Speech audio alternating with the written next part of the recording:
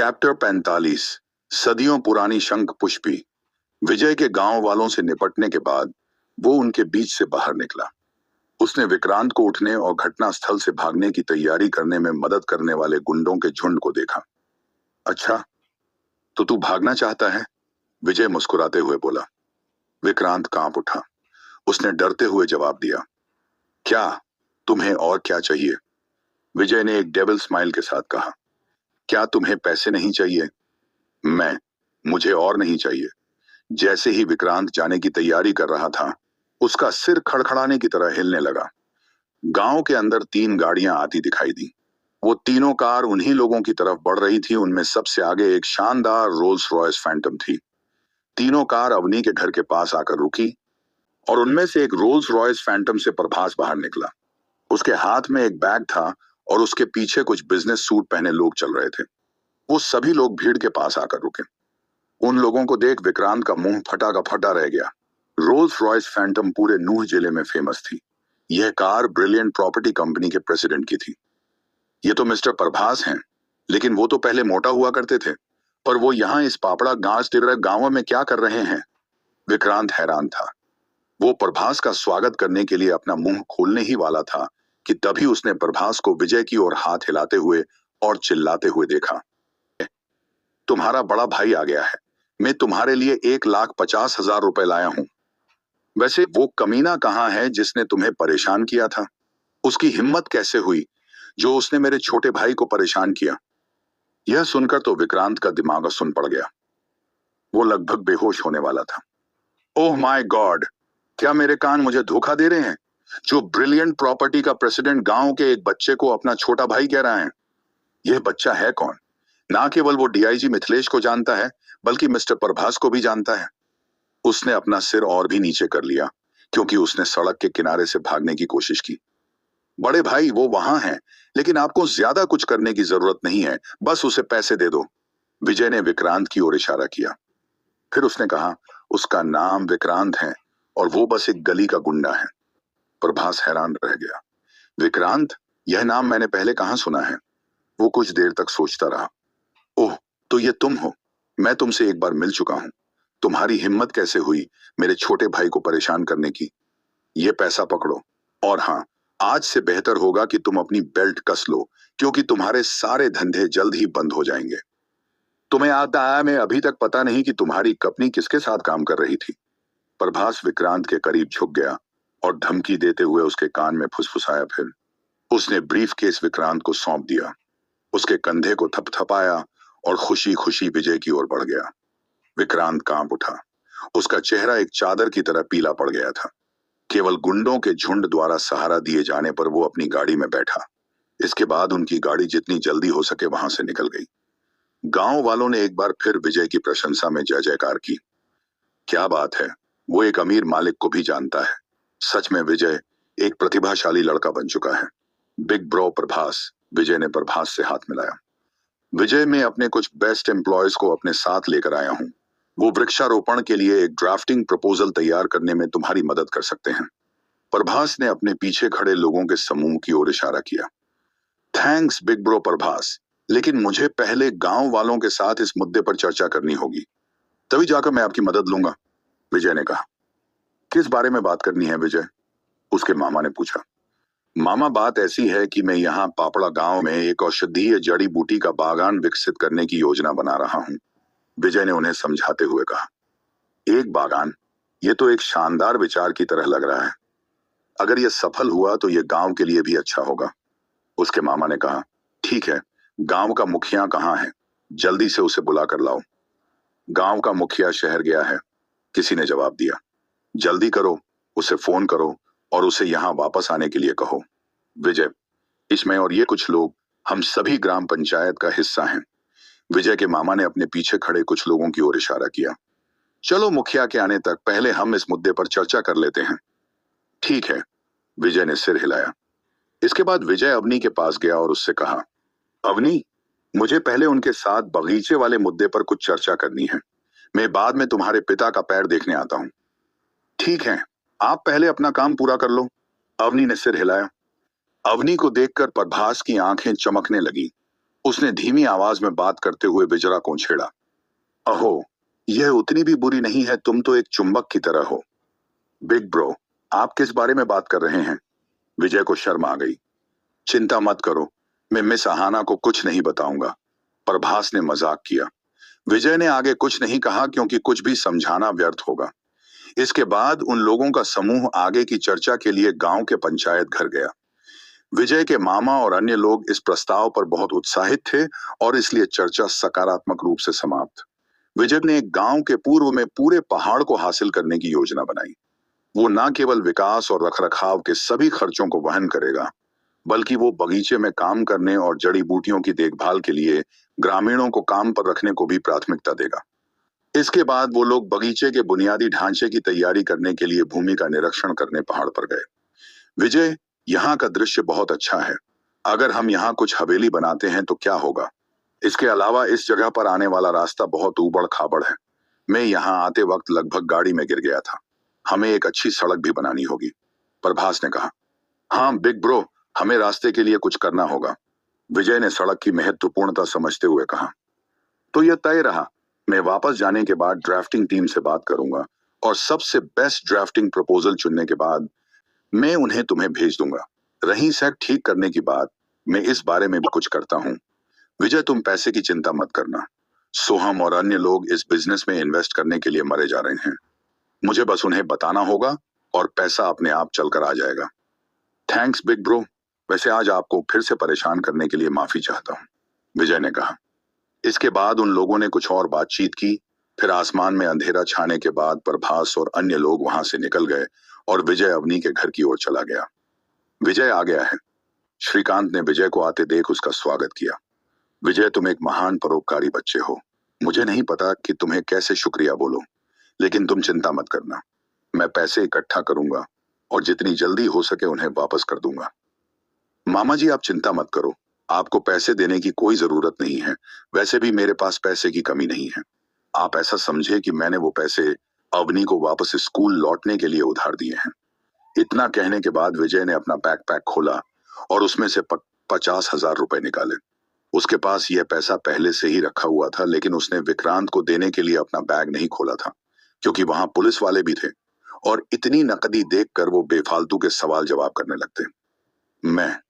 मैं इन्हें स्वीकार नहीं कर सकता। विजय ने जब 50,000 रुपए श्रीकांत की ओर बढ़ाए तो उन्होंने लेने से इनकार कर दिया। हाँ विजय, हम पहले से ही आपके प्रति कृतज्ञता का एक बड़ा ऋण ले चुके हैं। हम आपके पैसे कैसे स्वीकार कर सकते हैं? क्या आप वृक्षारोपण करने की योजना नहीं बना रहे हैं? उसके लिए बहुत पैसे की आवश्यकता होगी, है ना? वैष्णवी भी वहां पहुंच चुकी थी। उसने भी पैसे लेने से मना कर दिया। मामी जी, आप चिंता मत करो। यह पैसा मेरी योजनाओं को बिल्कुल भी प्रभावित नहीं करेगा। अवनी ने काफी लंबे समय से स्कूल छोड़ दिया है। अगर वो जल्द ही कक्षा में नहीं गई तो उसका स्कूल से नाम भी कट सकता है। विजय को अपनी इतनी चिंता करते देख अवनी की आंखों से आंसू निकलने लगे। आप इन्हें रख लो। विजय ने श्रीकांत के हाथों में पैसे रख दिए। मामा जी, यहाँ आपका पैर देखने आया था। मैंने पिछले कुछ सालों में चिकित्सा कौशल का अभ्यास किया है, शायद मैं कुछ मदद कर सकूं। विजय ने यह कहते हुए श्रीकांत के पैर की ओर देखा। ठीक है विजय, ऐसा नहीं है कि मुझे तुम्हारे कौशल पर संदेह है, लेकिन मेरे पैर का कोई इलाज नहीं है। हम कई अलग अलग अस्पतालों में गए हैं, लेकिन फिर भी इसका कुछ इलाज नहीं मिला। श्रीकांत ने निराश होकर आह भरी। आह, अगर मैं उस दिन पहाड़ में प्रवेश नहीं करता और उस खजाने के लालच में अंधा नहीं हुआ होता तो ये सब नहीं होता। श्रीकांत ने आह भरी। खजाना? कौन सा खजाना? विजय ने पूछा। विजय बेटा, अब तुमसे कैसा छुपाना, वहां पहाड़ों में शंख पुष्पी का एक डंठल है। वो प्राकृतिक शंख पुष्पी का डंठल बहुत बड़ा और लगभग 100-200 साल पुराना है। मैंने उस शंख पुष्पी के डंठल को उस दिन गलती से देखा था। फिर मैं आवेग में आकर उसे तोड़ने के लिए आगे बढ़ा, तभी मेरे पैर में कुछ घुस गया और उसी समय मेरा निचला हिस्सा लकवाग्रस्त हो गया। बड़ी मेहनत और मशक्कत के बाद मैं वहां से निकलकर पहाड़ से नीचे आया था। 200 साल पुरानी शंखपुष्पी। विजय बहुत उत्साहित हो गया।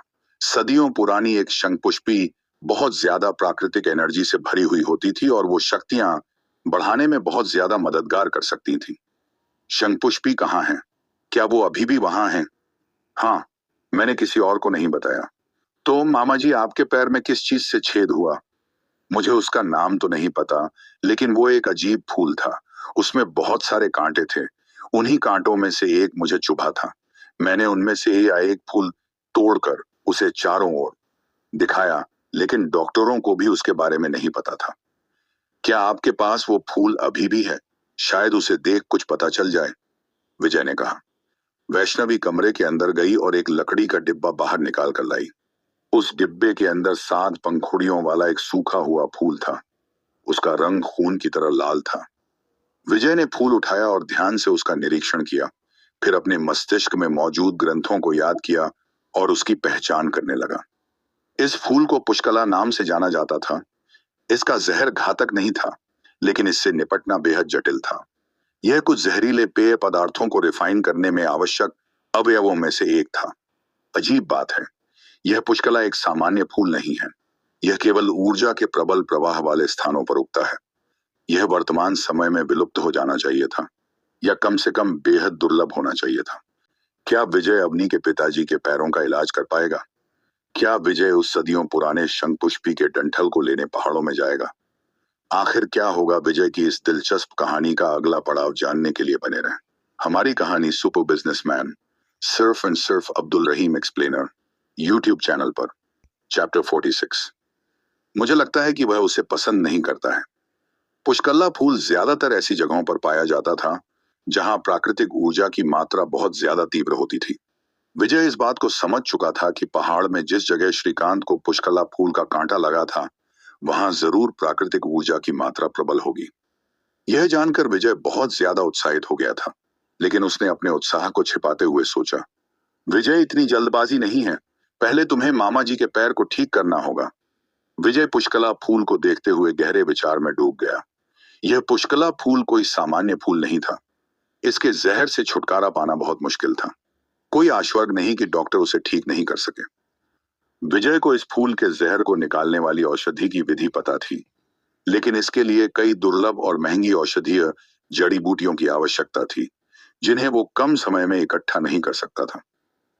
पैर को ठीक करने का दूसरा तरीका ऊर्जा को बाहर निकालना और शरीर से जहर को बाहर निकालना था, लेकिन उसकी शक्तियां अभी उस स्तर तक नहीं पहुंची थीं जहां वो इस तरह की तकनीक का इस्तेमाल कर सके। उसने कुछ समय तक इसके बारे में सोचा, फिर एक ऐसा तरीका खोजा जिसमें दोनों तरीकों का उपयोग किया जा सकता था। विजय ने अपने जेड ब्लड मोतियों के हार में जड़ी बूटियों का भंडार रखा हुआ था। उनमें से कुछ जड़ी बूटियों का फूलों के जहर पर अवरोधक प्रभाव पड़ता था। जहर की तीव्रता को कम करके वो श्रीकांत के पैर से जहर को पूरी तरह से निकालने के लिए अपने ऊर्जा धक्कर का इस्तेमाल कर सकता था। मामा जी, मेरे पास आपके पैर के जहर को निकालने के लिए एक इलाज है, विजय ने कहा। सचमुच? श्रीकांत हैरान रह गया। वो विजय पर विश्वास करने के लिए तैयार नहीं था, क्योंकि उसने जितने भी डॉक्टरों को अपना पैर दिखाया, उन सभी ने उसे ठुकरा दिया था। तो विजय जैसा एक बच्चा इसे कैसे ठीक कर सकता था? मामा जी, मैं आपसे झूठ क्यों बोलूंगा? विजय ने बात करते हुए अपना बैग खोला और उसके अंदर हाथ डालकर जेड ब्लड मोतियों के हार से कुछ जड़ी बूटियां निकाली। उसने यह काम इतनी सफाई से किया कि किसी को भी शक नहीं हुआ कि जड़ी बूटियां बैग से निकली थी या फिर किसी मोतियों के हार से। उसने उनमें से प्रत्येक जड़ी बूटी को थोड़ी देर के लिए अपनी हथेली में रखा। फिर सभी जड़ी बूटियों को एक कटोरे में पीसकर रेशेदार अवशेष और तरल को एक साधु मिला दिया। वैष्णवी और अवनी उसे यह कार्य करते हुए बड़ी उत्सुकता से देख रहे थे। श्री, आप विजय को एक बार कोशिश करने दो।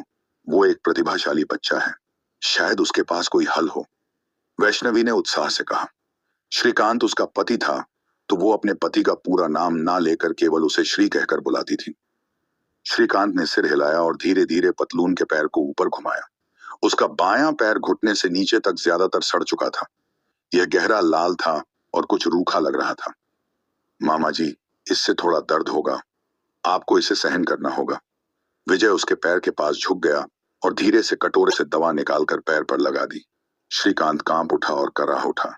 उसने अपने दांत कस लिए और दर्द को सहने की कोशिश करने लगा। उसके माथे से पसीने की बूंदें टपकने लगी थीं। उसे ऐसा महसूस हो रहा था कि जैसे उसका पैर भट्टी में रखे तंदूर की तरह जल रहा हो। दर्द सीधे उसके दिल में घुस रहा था। विजय, क्या तुम्हें पूरा यकीन है कि यह काम करेगा? वैष्णवी ने चिंता से पूछा। मामी जी, आप चिंता मत करो, यह दवा बहुत प्रभावी है। आप 1 घंटे में इसका प्रभाव देख सकती हैं। मैं मामा जी के पैर की थोड़ी देर के लिए मालिश करूंगा ताकि जहर को बाहर निकाला जा सके। विजय ने उसे सांत्वना देते हुए कहा। 1 घंटा बहुत जल्दी बीत गया। इस वक्त श्रीकांत के पैर के खुले घाव सिकुड़ गए थे। शेष घावों से गहरा लाल खून बह रहा था और एक भयानक गंध उत्सर्जित कर रहा था। यह वास्तव में काम कर रहा है, वैष्णवी ने खुश्क होते हुए कहा। श्रीकांत को भी इस पर विश्वास करना मुश्किल लग रहा था, लेकिन अब उसे उम्मीद की एक चिंगारी नजर आने लगी थी। मामा जी, मुझे आपके पैर की थोड़ी मालिश और करनी होगी, इससे थोड़ा दर्द होगा। विजय उठा और अपनी बाजुओं को घुमाया, फिर श्रीकांत के पैर की ओर बढ़ा। उसने अपने दोनों हाथों को पैर पर रखा और अपनी उंगलियों के माध्यम से अपने शरीर से ऊर्जा निकालते हुए धीरे से उसकी मालिश की। बहुत जल्द घावों से जहरीला खून बहने लगा। बदबू और बढ़ गई। 5 या 6 मिनट के बाद बहने वाले खून का रंग कम काला हो गया और सामान्य लग रहा था। विजय जल्द ही रुक गया और कहा, मामा जी, मैंने आपके शरीर से सारा जहर निकाल दिया है। आपको बस थोड़े समय के लिए आराम करना होगा और आपका पैर उतना ही अच्छा होगा जितना कि पहले था। मैं पहले से ही बहुत बेहतर महसूस कर रहा हूं। श्रीकांत अपने पैर को इधर उधर हिलाते हुए मुस्कुराने लगा। विजय, तुम्हारा चिकित्सा कौशल चमत्कारी है। इतने सारे डॉक्टर इसे ठीक नहीं कर सके, फिर भी तुमने अपने पहले प्रयास में ठीक कर दिया। विजय, हमारा परिवार तुम्हारे प्रति कृतज्ञता का एक और कर्जदार है। हम नहीं जानते कि तुम्हारा शुक्रिया कैसे अदा करें। वैष्णवी ने विजय के हाथों को कसकर पकड़ लिया। मामी जी, आपको शुक्रिया कहने की कोई जरूरत नहीं है, बस मैं जो कर सकता था वही किया। विजय ने मुस्कुराते हुए कहा। ठीक है विजय, तुम्हें भूख लगी होगी। मैं रात का खाना बनाने जा रही हूँ। कृपया कम से कम हमारे साथ रात का खाना खाकर जाना। चलो अवनी बेटा, दोनों आदमियों को अकेला रहने दो।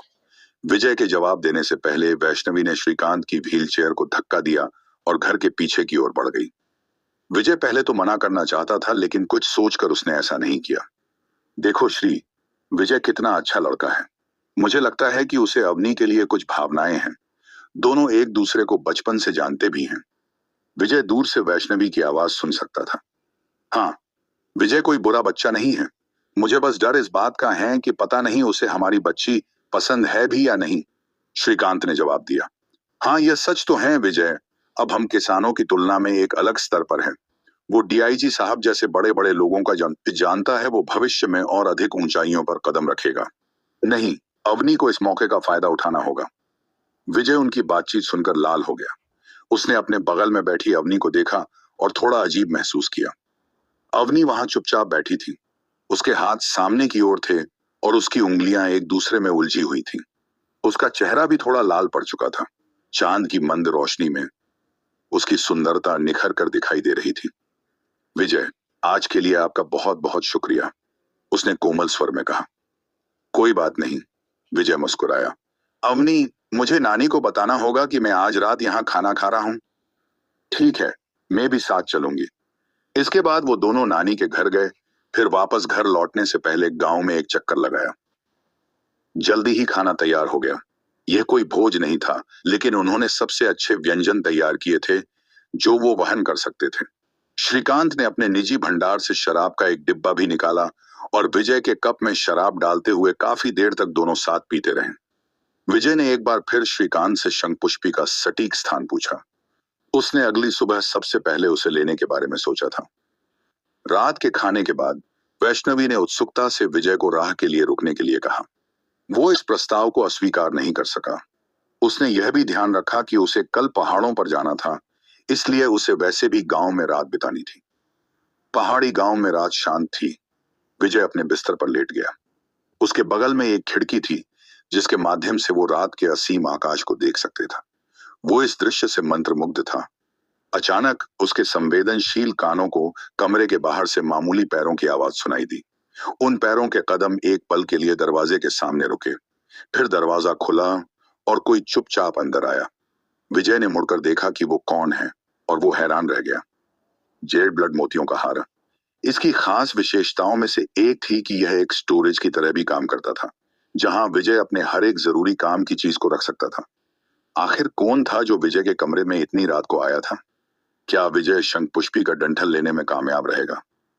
आखिर क्या होने वाला है विजय की इस दिलचस्प कहानी का अगला पड़ाव जानने के लिए बने रहें। हमारी कहानी सुपर बिजनेसमैन के साथ सिर्फ और सिर्फ अब्दुल रहीम एक्सप्लेनर यूट्यूब चैनल पर